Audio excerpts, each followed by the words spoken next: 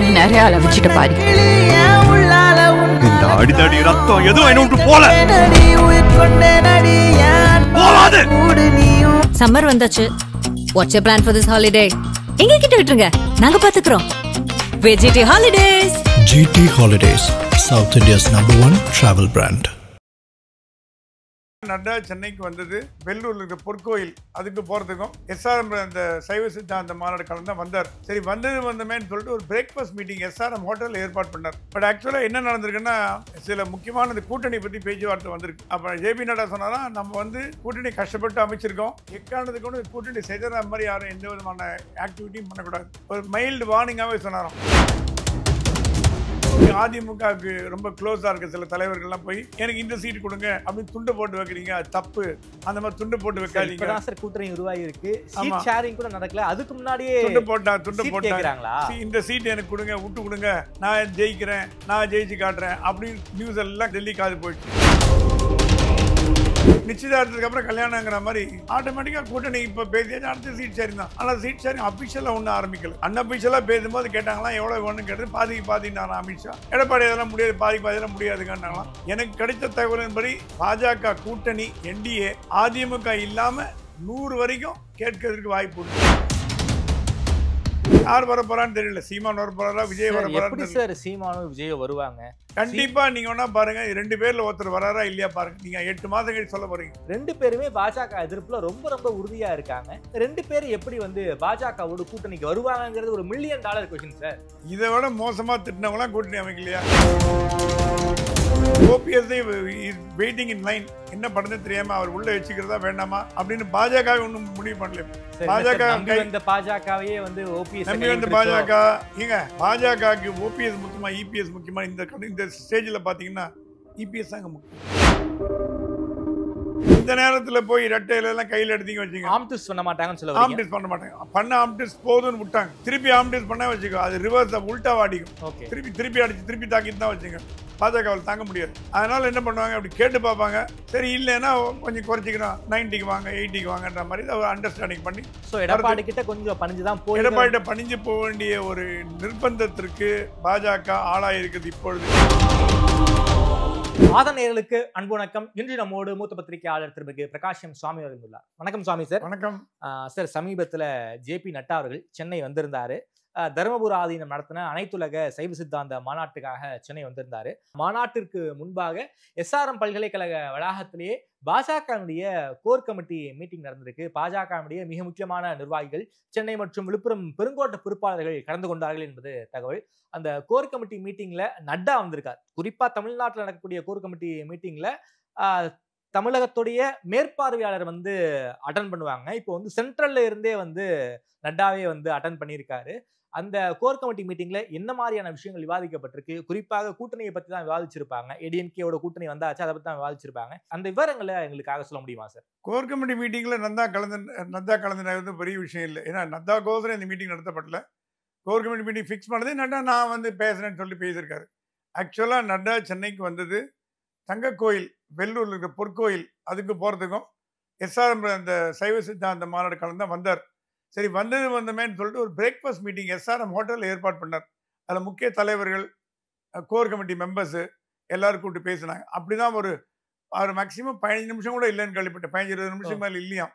Breakfast சாப்பிட்டு உடனே கிளம்பிட்டாருன்னா ஒரு டைட் ஷெடியூலில் வந்தது.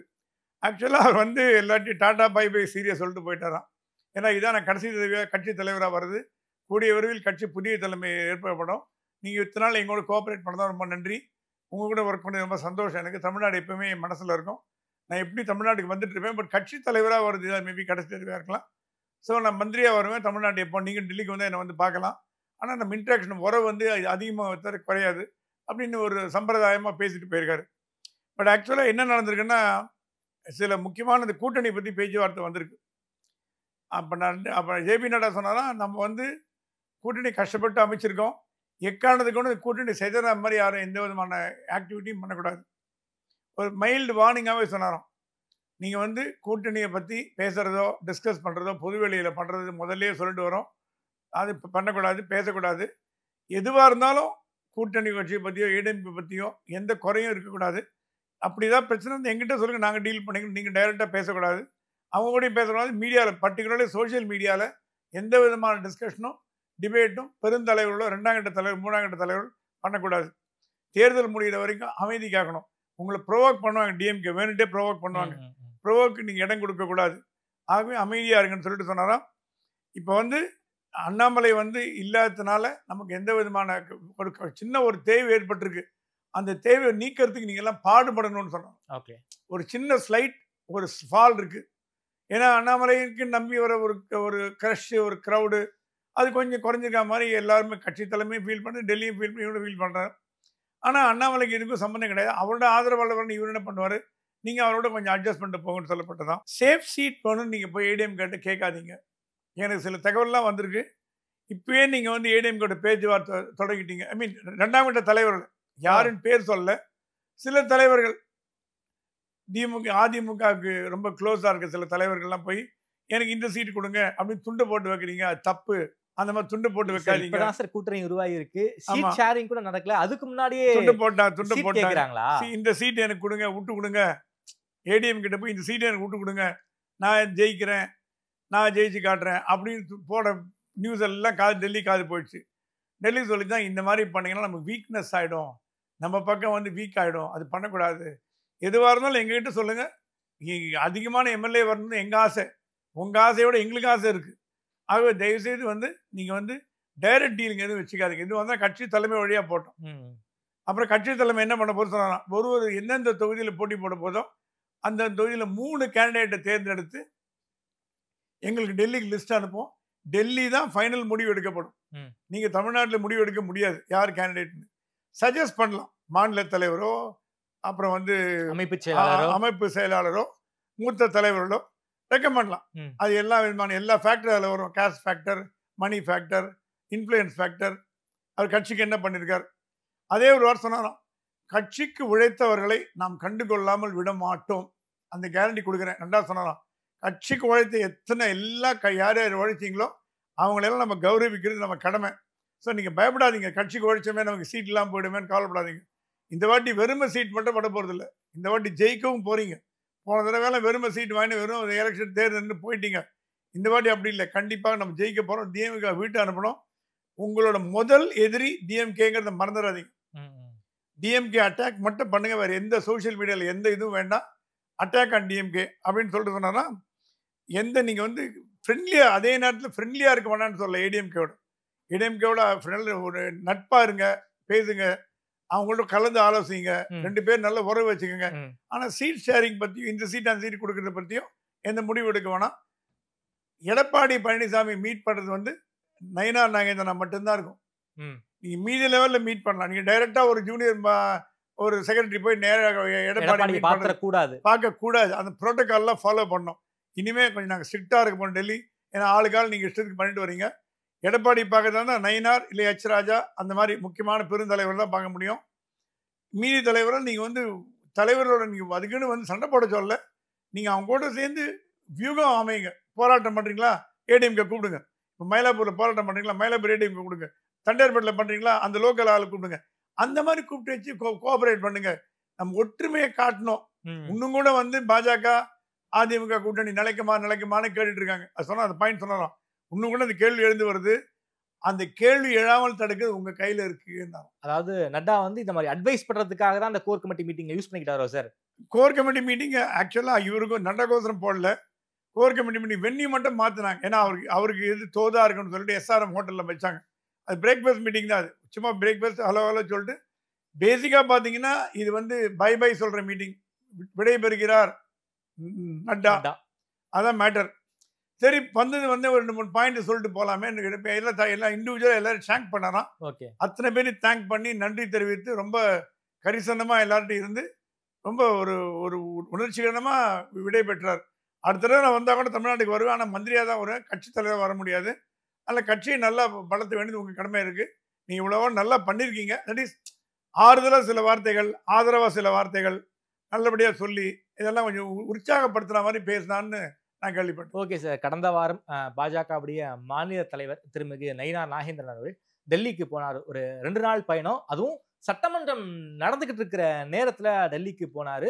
முதல்ல உள்துறை அமைச்சரை பார்த்தாரு, அதுக்கப்புறம் வந்து பிரதமரை பார்த்தாரு. அதை பத்தி எல்லாம் திடீர் பயணமாக தான் அந்த டெல்லி பயணம் இருந்துச்சுன்னு சொல்றாங்க. அங்க என்ன சார் 2 நாள் டெல்லி பயணம், அடுத்தடுத்து பிஜேபி நம்பர் 1 நம்பர் 2 பார்த்திருக்காரு. என்ன சார் சொல்லி அமைச்சிருக்காங்க? இல்ல இது வந்து பிஎம் எப்போ டைம் தராரோ அப்பதான் வந்து நயனார் பார்க்க முடியும். பிஎம் எக்ஸ்ட்ரீம்லி பிஸி, டைமே இல்லை அவருக்கு. ஏதோ இடையில வந்து நயனார் பார்க்கணும், தமிழ்நாட்டில் புதிய தலைவர் அப்படிங்கிறதுனால ஒரு ஷார்ட் ஒரு டைம்ல பஹல்காம் தாக்குதலுக்காக தினமும் கேபினெட் மீட்டிங் போய்கிட்டு இருக்கு. பிரைம் மினிஸ்டர் தூங்குது டெய்லி 1 மணி ஆகுதான். காலை 4 மணிக்கு எழுந்திருக்காரு, 1 மணி வரைக்கும் மீட்டிங் போறாரு. Air chief marshal, naval head, army head எல்லாம் தனியாக பார்த்துட்டு இருக்காரு. அது ஒரு பக்கம். இவர் வந்து முதல்ல இவர் போனாரா நத்தா பிரைம் மினிஸ்டரை பார்க்க. பிரைம் மினிஸ்டர் ரொம்ப வாழ்த்தெல்லாம் தெரிவித்து நல்லா பண்ணுங்க, சிறப்பாக பண்ணுங்க, நம்ம கட்சியாக தமிழ்நாட்டில் ஆட்சிக்கு வரணும். உங்களுக்கு தெரியாது இல்லை, நீங்கள் பழுத்த அரசியல்வாதி, மூத்த அரசியல்வாதி வேற. உங்களுக்கு திராவிட கலாச்சாரம் எங்களோட ஜாஸ்தி தெரியும், எப்படி அடிக்கணும்னு உங்களுக்கு தெரியும். நீங்க வந்து one of the battle because உங்களுக்கு அவங்களோட கல்ச்சர் தெரியும், எங்களுக்கு தெரியாம இருக்கலாம். நீங்க அங்கேயே அதை ஊறி வளர்ந்தவங்க. ஏடிஎம்கே வந்ததுனால உங்களுக்கு ஏடிஎம்கேவோட கூட எப்படி ஒர்க் பண்ணணும்னு தெரியும், டிஎம்கே எப்படி அடிக்கணும்னு தெரியும். நல்லா பண்ணுங்க. ஒரே ஒரு ஃபேக்டர் மட்டும் பார்த்து, அண்ணாமலை ஃபேக்டர் மட்டும் பார்த்துக்கங்க. அவரோட தொண்டர்கள்லாம் மன சோர்வு அடையக்கூடாது, அது மட்டும் நீங்கள் பார்த்துக்கங்க. மற்றபடி வேற ஒன்று நல்லா நீங்கள் உங்கள் மேலே ஃபுல் நம்பிக்கை இருக்குது. உங்கள் பேர் வந்து நாங்கள் தான் டிக் பண்ணோம் டெல்லியிலேருந்து. அது எங்களுக்கு உடன்பாடு தான் நீங்கள் வந்தது. அது ஒன்றும் நாங்கள் 2ஆம் கட்டமாக ஃபீல் பண்ணல. அந்த மாதிரி தப்பாக நினைக்காதீங்க. You are our choice. ஏன்னா டேர்ம் முடிஞ்சு போச்சு, அண்ணாமலை போயிட்டார். பட் அண்ணாமலையோட அந்த ஆதரவாளர்லாம் உங்கள் கூட இருக்க மாதிரி பார்த்துக்கங்க அப்படின்னு மோடி சொன்னாராம். அமித்ஷாவும் கிட்டத்தட்ட இதே டோனில் பேசுகிறார். பேசுகிற டிஎம்கே எப்படி வீட்டுக்கு அனுப்புறதுக்கு வழி பண்ணுங்க, இனிமேல் டிஎம்கே இருக்கக்கூடாது. அதுக்கு அது நயனார் சொன்னார், எங்கள் சைட்லேருந்து எல்லாம் பண்ணுறேங்க, உங்கள் சைட்லேருந்து அப்படின்னு இழுத்தாராம். எங்கள் சைட்லேருந்து எல்லாம் நடக்கும், வெயிட் பண்ணுங்க. ஒரே நாளில் முடியாது, கொஞ்சம் கொஞ்சமாக நடக்கும். ரெய்ட் அனுப்ப போகிறாங்களா? இல்லை, அது என்ன ரெய்ட் பண்ண போகிறாங்களா, கைது பண்ண போகிறாங்களா, என்ன பண்ண போகிறாங்கன்னு தெரியல. அதுக்கு நயனார் சொன்னார், எங்கள் சைட்லேருந்து எல்லாம் பண்ணுறேங்க, உங்கள் சைட்லேருந்து இழுத்ததுக்கு சொன்னாராம். என் சைட்லேருந்து நாங்கள் வேண்டியதெல்லாம் உங்களுக்கு உதவிறதுக்கு எல்லாம் பண்ணி தரோம். நீங்கள் வெறுமனை நீங்கள் வந்து நம்பி இது பண்ண வேண்டாம், டெஃபினட்டாக நடக்கும். பட் நீங்கள் கட்சியை நல்ல பலப்படுத்துங்க, ஸ்ட்ரெங்தன் பண்ணுங்க, மூல முடுக்கெல்லாம் கொண்டு போய் சேருங்க. அண்ணாமலை 3 வருஷத்தில் பண்ணதை நீங்கள் வந்து நீங்கள் ஆரம்பித்து அதை கண்டினியூ பண்ணுங்க, அந்த குட் ஒர்க் கண்டினியூ பண்ணுங்க அப்படின்ற மாதிரி ஒரு பொதுவான சம்பிரதாயமான மீட்டிங் பெருசாக ஒன்றும் பேசுன்னு கேள்விப்பட்டோம். Okay sir. அதே போல் ஷீட் ஷேரிங் பற்றி நிச்சயம் ஆரம்பத்தில் குறிப்பிட்டீங்க. அதிமுக கிட்ட பாஜகவில் செல்வாக்காக இருக்கக்கூடிய நபர்கள் வந்து இன்னைக்கு இந்த சீட்டை கொடுங்க, அந்த சீட்டை கொடுங்கிறதுக்கான நெகோசியேஷன்ஸை இப்போவே ஆரம்பிச்சிட்டாங்கன்னு சொல்றீங்க. என்ன சார், இப்போவே சீட் ஷேரிங் எல்லாம் ரொம்ப தீவிரமா பேச ஆரம்பிச்சிட்டாங்களா என்ன? சீட் ஷேரிங் ஆரம்பிக்கல, கூட்டணின்னு வந்தா அடுத்தது சீட் ஷேரிங் தானே. அதாவது கூட்டணி உருவாயிடுச்சு, கூட்டணி உருவாச்சு. இப்போ கூட்டணி இப்போ வந்து நிச்சயதார்த்தத்துக்கு அப்புறம் கல்யாணங்கிற மாதிரி ஆட்டோமேட்டிக்காக கூட்டணி இப்போ பேசியாச்சு, அடுத்த சீட் ஷேரிங் தான். ஆனால் சீட் ஷேரிங் அஃபிஷியலாக ஒன்றும் ஆரம்பிக்கல. அன்அஃபிஷியலாக பேசும்போது கேட்டாங்களாம் எவ்வளோ வேணும்னு கேட்டது, பாதினாரா அமித்ஷா. எடப்பாடி அதெல்லாம் முடியாது, பாதியெல்லாம் முடியாதுங்கன்னாங்களாம். எனக்கு கிடைத்த தகவலின்படி பாஜக கூட்டணி என்டிஏ அதிமுக இல்லாம 100 வரைக்கும் கேட்கறதுக்கு வாய்ப்பு உண்டு. பாதி இருந்தா கூட 234ல் 100 வரைக்கும் கேட்க வாய்ப்பு உண்டு. 134 அவங்களுக்கு கொடுத்துட்டு, இன்க்ளூடிங் எல்லாம் உதிரி கட்சிங்க, அந்த அவங்களோட என்டிஏ பார்ட்னர்ஸ் எல்லாம் சேர்ந்து, இன்க்ளூடிங் பிஎம்கே. ஆனால் பிஎம்கே இருக்குமா இருக்காதான்ற ஒரு டவுட்லேயே இருக்கிறதுனால பிஎம்கேக்கு பதிலாக வேறு யாரை உள்ளே கொண்டு வரலான்னு ஐடியாவில் இருக்குது. இந்த 134 எதுக்கு ஐடியா வச்சுருக்காங்கன்னா, பஃபர்னு ஒன்று உண்டு. சீமானோ விஜயம் வந்துட்டாங்கன்னா அப்போ சீட் அதிகமாகிடும், கண்டிப்பாக அதிகமாகிடும். யார் வர போகிறான்னு தெரியல, சீமான் வர போகிறாரா, விஜய் வர போகிறாரு. சார் சீமானும் விஜயும் வருவாங்க கண்டிப்பாக. நீங்கள் வேணா பாருங்க, 2 பேரில் ஒருத்தர் வராரா இல்லையா பாருங்க. நீங்கள் 8 மாதம் கழிச்சு சொல்ல போறீங்க. சார் சீமான் வந்து பாஜகவை வந்து மனித குலத்தின் விரோதிங்கிறாரு. நான் வந்து தனித்து போட்டி போடுவதன் காரணமாக தான் நான் வந்து குறுகிய காலத்தில் 8% ஓட்டு வந்திருக்கேங்கிறாரு. விஜய் வந்து பாஜகவை கொள்கை எதிரின்னு சொல்றாரு. 2 பேருமே பாஜக எதிர்ப்புல ரொம்ப ரொம்ப உறுதியா இருக்காங்க. 2 பேரும் எப்படி வந்து பாஜகவோட கூட்டணிக்கு வருவாங்கிறது ஒரு $1 மில்லியன் கொஸ்டின் சார். இதை விட மோசமா திட்டினவங்களாம் கூட்டணி அமைக்கலையா? பேர் சொல்ல விரும்பல. திமுக இதை விட மோசமா பண்டாரம் பரதேசி கட்சியோட கலைஞர் வந்து கூட்டணி வச்சாரு. இதுக்கு பேர் வந்து ரிட்டாரிக்னு பேர். பொதுவெளியில் கூடப்படுவையால் அத்தனை உண்மையை எடுத்துட்டீங்கன்னா அரசியலே பண்ண முடியாது தமிழ்நாட்டில். மறப்போம் மன்னிப்போம் இதே எங்கள் கணித்தன, இதுதான் நம்ம வாழுதி, நம்ம பிலாசபி. நாளைக்கே திரும்ப வந்து அங்க போறாரு வச்சுங்க விஜய்கிட்ட, கூட்டணி வராது. எப்படி சார் விஜய்கிட்ட திரும்ப போவாரு? ஏன் விஜய்கிட்ட எப்படி திரும்ப போவாரு? விஜய் விஜய் விஜய் வந்து அன்டெஸ்டட் சார். நேத்து தான் சார் கட்சி அன்டெஸ்டட் விடுங்க. அவருக்கு வர கிரௌட பாத்தீங்கன்னா போலீஸ் ரிப்போர்ட்டே சொல்லுதான் சார் 5% வரும்னு. ஒண்ணும் இல்ல சார். வடிவேலு 2011 பிரச்சாரம் பண்ணால வடிவேலுக்கு கூடாத கூட்டமா? வடிவேலு கட்சி தலைவர் இல்ல. வடிவேலுடைய பிரச்சாரத்துக்கு கூட்டம் போனாரு சார். இங்க அப்படி இல்ல. நீ வடிவேலு விஜய் கம்பேரே பண்ண முடியாது. வடிவேலு ஒரு கட்சி பிரச்சாரத்துக்கு போனார். இது விஜய் கட்சி தலைவரா போறார். அங்கதான் டிஃபரெண்ட், ரெண்டுக்கு டிஃபரெண்ட் இருக்கு சார். கட்சி தலைவரா நடிகர் சார், கட்சி தலைவரா இருக்காரு, போவாங்க, ஓட்டா மாறுவாங்கற ஒரு விஜயோட ஃபேன் வந்து பாத்தீங்கன்னா விஜய் அரசியலுக்கு வரதுக்கு முன்னாடியே ஊராட்சி தேர்தலில் தேர்ந்தெடுக்கப்பட்டவங்க. உங்களுக்கு தெரியாது சார். லோக்கல் அதே நேரத்தில் விஜய் ஒன்றும் இல்ல. நீங்க இருக்கக்கூடிய வந்து கற்பகம் அவனியில தானே சார் நீங்க இருக்கீங்க. உங்க வந்து பல பேரை தெரியும். நீங்களே வந்து வார்டு கவுன்சிலருக்கு நின்னா கூட உங்களுக்கு ஓட்டு போடுவாங்க சார். அது மாதிரியான லோக்கல் செல்வாக்கு சார். அதை வச்சுக்கிட்டு நாம வந்து என்ன சார் எம்எல்ஏவா சார் ஆக முடியும்? இல்ல அந்த லோக்கல் செல்வாக்குங்கிறது it can extend up to MLA seat வரைக்கும் போகலாம். நான் என்ன சொல்ல வரேன், விஜய் வந்து அன்டெஸ்டட் ஒத்துக்கிறேன். அவரால் ஆட்சியை பிடிக்க முடியாது ஒத்துக்கிறேன். அவரால் கண்டிப்பா முதலமைச்சர் ஆக முடியாது, துணை முதலமைச்சராகவும் முடியாது. இந்த தேர்தல் 26 தேர்தல் பின்னாடி பத்தி நான் பேசல. சரி, அப்புறம் களங்கள் மாறலாம். இப்ப இருக்கிற இதுல அவர் ஏதாவது ஒரு கூட்டணியோட போனாதான் அவரால் கணிசமா ஒரு 20-30 சீட் பிடிக்க முடியும்னா அதுக்கு என்டிஏ தான் முடியும். டிஎம்கே முடியாது. டிஎம்கேக்குள்ள போக முடியாத காரியம். அவருக்கு அட்வைஸ் பண்ற பிரசாந்த் கிஷோர் மோடிக்கு க்ளோஸ்ன்னு உங்களுக்கு தெரியும். 2 பேருக்கு லிங்க் அவர் தான் தெரியும். பிரசாந்த் கிஷோர் வழியா இப்போ ட்ரை பண்ணிட்டு இருக்காங்க விஜய்கிட்ட பேசுறதுக்கு. ஏன்னா விஜய் மதிக்கக்கூடிய ஒரு சில ஆட்கள்ல வந்து பிரசாந்த் கிஷோர் ஒருத்தர். மதிக்கக்கூடிய ஆட்கள் பிரசாந்த் கிஷோர் மோடியோட நண்பர், மோடியோட ஃப்ரெண்டு. இப்போ தனி கட்சி ஆரம்பிச்சா கூட பெருசா அளவுக்கு மோடி ஒன்று எதிர்க்கிற மாதிரி எனக்கு தெரியல. மோடி எதிர்ப்பாளர் இல்லை, லோக்கல் பாலிடிக்ஸ் பண்ணுவார் அவங்க ஊர்ல, பீகார்ல. ஆகவே பிரசாந்த் கிஷோர் வழியா விஜயை மடக்கி போட்டு உள்ள கொண்டு வந்துட்டாங்கன்னா நடக்கலாம். அது நடக்குமா நடக்காதுன்னு அது உறுதிட்டு சொல்ல முடியாது. இஃப் அண்ட் பட் கொண்டு வந்துட்டாங்கன்னா சீட் அதிகமா தேவைப்படும். அதனாலதான் 100ல் நிக்கிறாங்க அவங்க. 100ல் வந்து விஜய் வந்தாலும் 30 கொடுக்கணும் இல்லையா?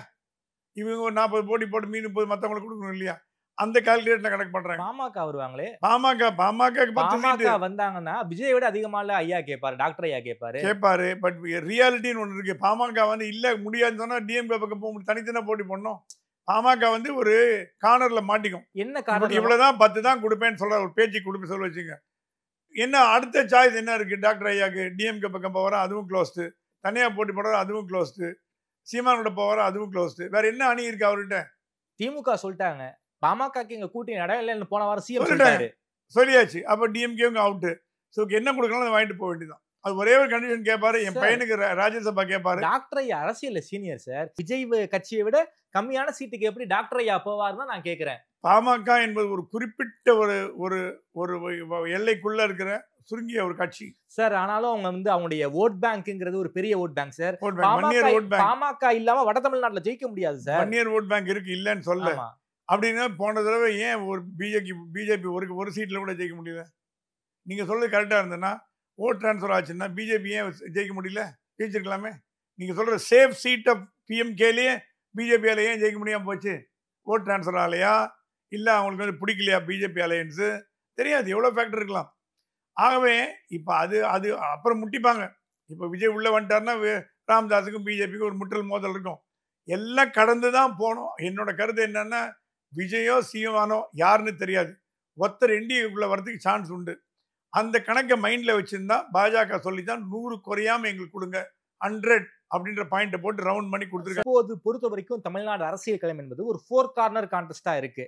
அதாவது ஏடிஎம்கே, பிஜேபி கூட்டணி, சீமான், விஜய். இந்த 4 கார்னர் கான்டெஸ்ட 3 கார்னர் கான்டெஸ்டா மாத்துவதற்கு பாஜக வந்து முயற்சி பண்றாங்களா? ஆமா, அவங்களுக்கு என்னன்னா ஆன்டி டிஎம்கே ஓட்டு ஸ்பிளிட் ஆகக்கூடாதுன்னு ஃபீல் பண்றாங்க. ஓகே, ஆன்டி டிஎம்கே ஓட்டு ஸ்பிளிட் ஆகக்கூடாது.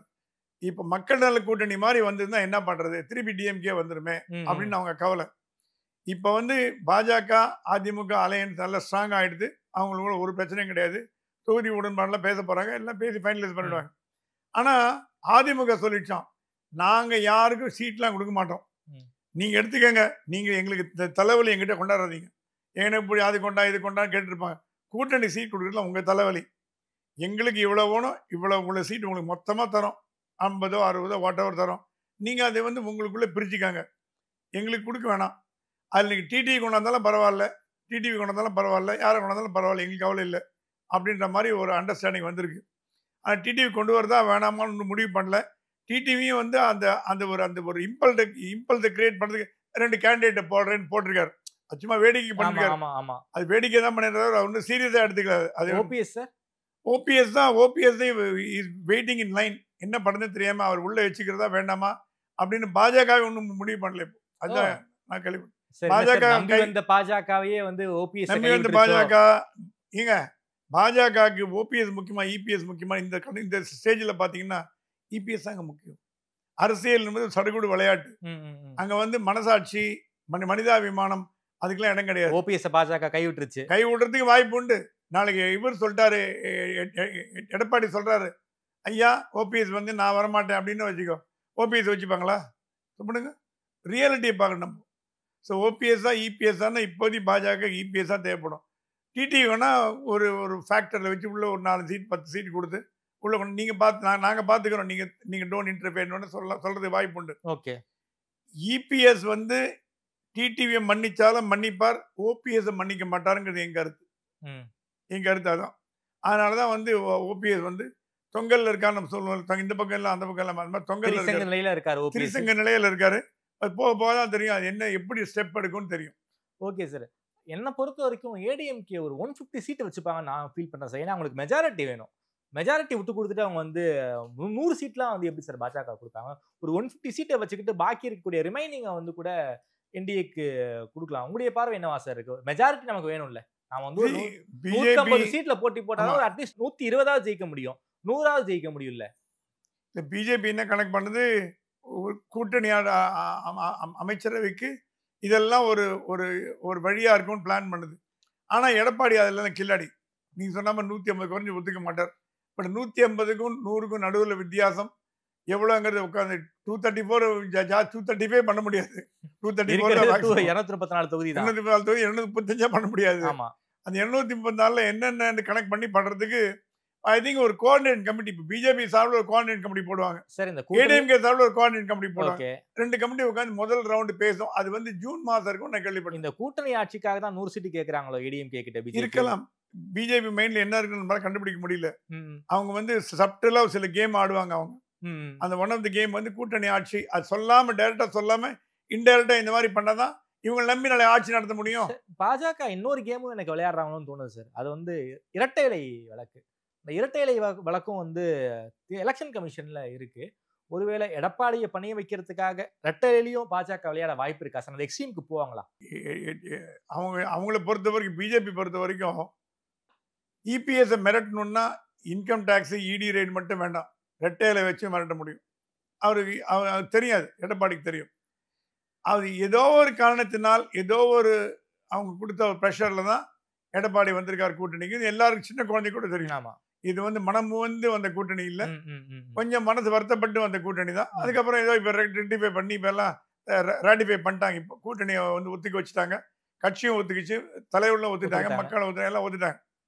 ஆனாலும் நீங்க ரொம்ப நாளைக்கு அவரை மிரட்டிட்டு இருக்க முடியாது. ஒரு ஸ்டேஜில் என்ன பண்ணுவாங்க, ரொம்ப மிரட்டிங்கன்னா உங்க ஆளுங்களை தோக்கடிச்சாங்கன்னா என்ன பண்ணுவீங்க? உள்குத்து பண்ணாங்கன்னா மனமூந்து வேலை செய்யணும் இல்லையா? ஸோ அந்த விஷயம் பாஜகவுக்கு தெரியும். ரொம்ப அந்த ப்ரெஷர் போட்டாங்க, அந்த ப்ரெஷர் பண்ண மாட்டாங்க, அந்த ப்ரெஷர் பண்ண மாட்டாங்கன்னு எனக்கு தோன்றது. கேட்டு பார்ப்பாங்க, கொடுக்கலன்னா வந்து விட்டுருவாங்களே தவிர ரொம்ப நீங்க இந்த நேரத்துல போய் ரெட்டையில எல்லாம் கையில எடுத்தீங்க வச்சுங்க, ஆம்டிஸ் பண்ண மாட்டாங்கன்னு சொல்லுவாங்க. ஆம்டிஸ் பண்ண மாட்டாங்க. பண்ண ஆம்டிஸ் போதும்னு விட்டாங்க. திருப்பி ஆம்டிஸ் பண்ண வச்சுக்கோ, அது ரிவர்ஸ் உல்டா அடிக்கும். ஓகே, திருப்பி அடிச்சு திருப்பி தாக்கிட்டு தான் வச்சுங்க, பாஜகவில் தாங்க முடியாது. ஓகே, அதனால என்ன பண்ணுவாங்க, அப்படி கேட்டு பார்ப்பாங்க. சரி இல்லைன்னா கொஞ்சம் குறைச்சிக்கிறோம், 90க்கு வாங்க 80க்கு வாங்கன்ற மாதிரி ஒரு அண்டர்ஸ்டாண்டிங் பண்ணி எடப்பாடி கிட்ட கொஞ்சம் பணிஞ்சுதான் போய் எடப்பாடிட்ட பணிஞ்சு போக வேண்டிய ஒரு நிர்பந்தத்திற்கு பாஜக ஆளாயிருக்கிறது இப்பொழுது. காரணம், முதல் காரணம் வந்து பாஜக பொறுத்த வரைக்கும் அதிமுக தமிழ்நாட்டில் ஸ்ட்ராங்கான கட்சி, அது எந்த மாற்று கருத்தும் கிடையாது.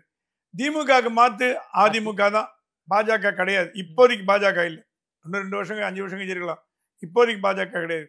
ஸோ திமுக எதிர்க்கக்கூடிய சக்தியா அதிமுக இருக்கும்போது அதை லூஸ் பண்ண விடுவாங்களான்னா லூஸ் பண்ண பாஜக விடாதுன்னு என்னோட ஃபீலிங். அப்படியே திமுக அரசியலையும் பத்தி கொஞ்சம் பேசலாம்.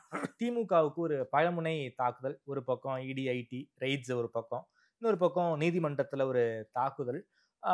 தமிழ்நாட்டில் இருக்கக்கூடிய மோஸ்ட்லி இருக்கக்கூடிய ஒரு சீனியர் மோஸ்ட் ஐஏஎஸ் ஆஃபீஸர்ஸ் எல்லாமே வந்து கவர்மெண்ட்டுக்கு ஏகப்பட்ட ப்ரெஷர் வருது, இல்லை நாமளும் மாட்டிப்போம், அதன் காரணமாக நாம் வந்து டெப்டேஷனில் சென்ட்ரல் கவர்மெண்ட்டுக்கு போஸ்ட்டுக்கு போயிடலாம், டெல்லிக்கு போயிடலாம் அப்படிங்கிற மைண்ட் செட்டில் பியூரோக்ராட்ஸ் இருப்பதாக தகவல். என்ன சார் நடந்துகிட்டு இருக்கு கோட்டை வட்டாரங்களில்? கரெக்ட், நீங்கள் சொன்னது கரெக்ட்.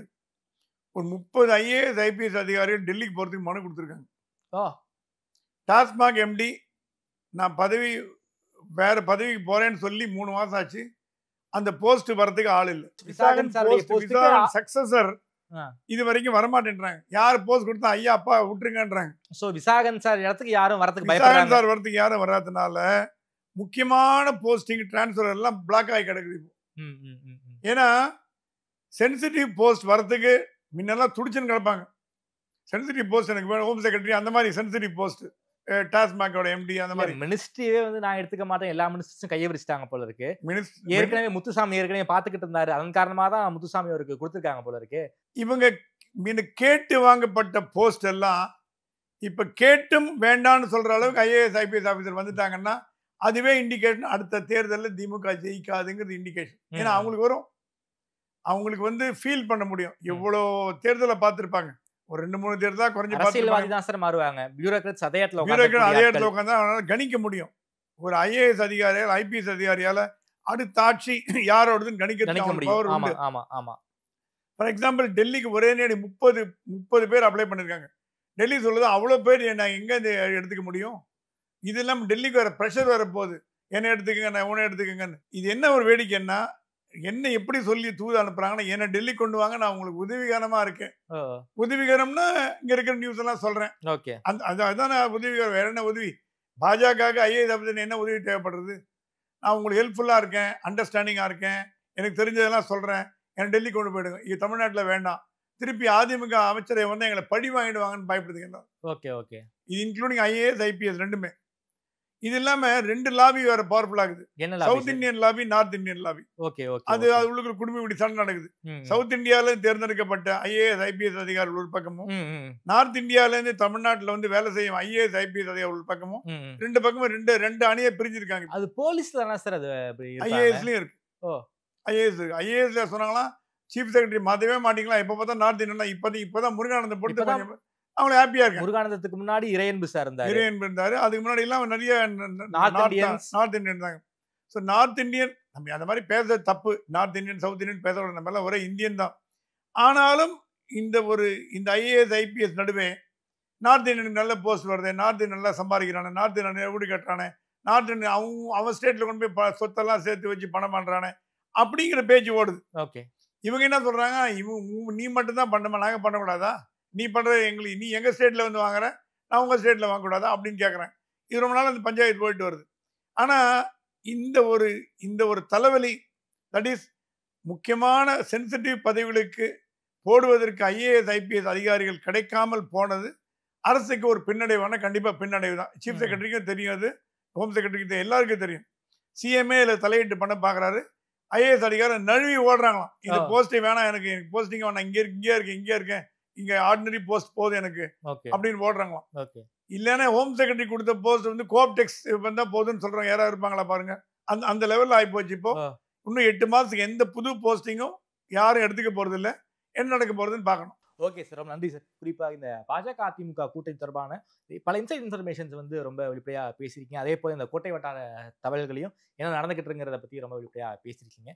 நேரில் எனக்கு பேசியமைக்கு நன்றி.